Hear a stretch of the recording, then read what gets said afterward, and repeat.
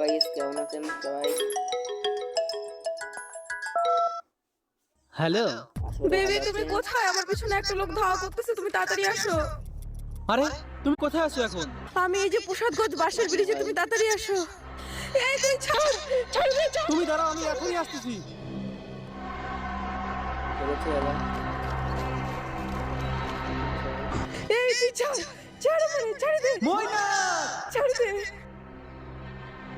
তুমি ভয় পাও না, আমি চলে আসছি।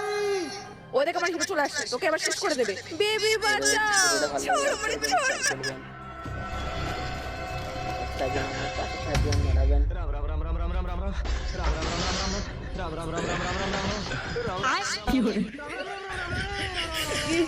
আরে বেবি কি হলো? আমাকে বাঁচাও।